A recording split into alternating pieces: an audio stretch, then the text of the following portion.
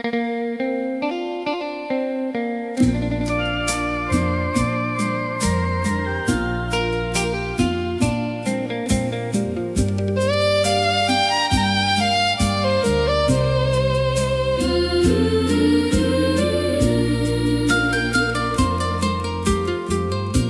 ះវរបិតា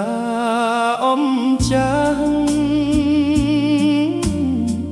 ខ្ញុំរកឃើញផ្លូវក្នុងព្រះអង្គ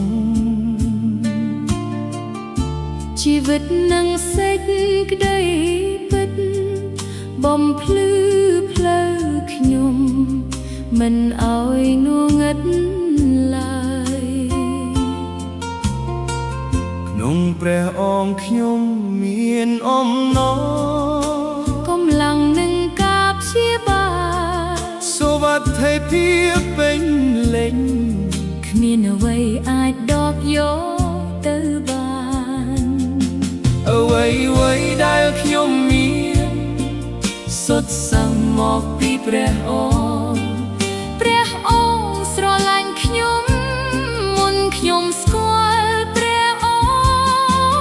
ង្គផងខ្ញុំរកឃើញក្នុងព្រះអង្គព្រះដែលស្រឡាញ់ខ្ញុំមុនគេព្រះដែលស្វែងរកខ្ញុំមិនដែលបោះបង់ខ្ញុំទេតាមរយៈព្រះយេស៊ូវលោហិតបានលួសខ្ញុំដោយរបួសទ្រង់បានដោះស្រាយខ្ញុំឲ្យខ្ញុំមានសេរីភាពព្រះអង្គគ្រងរាជ្យអស់កលជីវិតអស់កលបកក្នុងព្រះអង្គព្រះវិញ្ញាណបរិសុទ្ធដឹកនាំក្នុងពិភពនេះខ្ញុំមិនវង្វេងឡើយព្រះអង្គមិនដែលចាក់ចេញនៅចិត្តខ្ញុំគ្រប់ពេលវេលាដៃត្រង់ដឹកនាំខ្ញុំទៅមុខពោពេញដោយសេចក្តីសង្ឃឹមព្រះអង្គមើលឃើញខ្ញុំមុនខ្ញុំស្គាល់ខ្លួនឯងហើយខ្ញុំជាកូនទោះខ្ញុំខ្សោយក៏ដោយខ្ញុំរកឃើញក្នុងព្រះអង្គព្រះដែលស្រឡាញ់ខ្ញុំមុនគេព្រះដែលស្វែងរកខ្ញុំមិនដែលបោះបង់ខ្ញុំទេតាមរយៈព្រះយេស៊ូវលោហិតបានលួសខ្ញុំដោយរបួសទ្រង់បានដោះស្រាយខ្ញុំឲ្យខ្ញុំមានសេរីភាព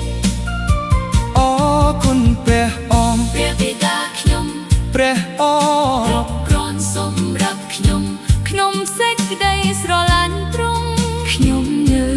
ពេញលេញដឹកនាំខ្ញុំដោយព្រះវិញ្ញាណបរិសុទ្ធជីវិតខ្ញុំជារបស់ព្រះអង្គជារៀងរហូតមិនប្រែប្រួលឡើយព្រះបិតា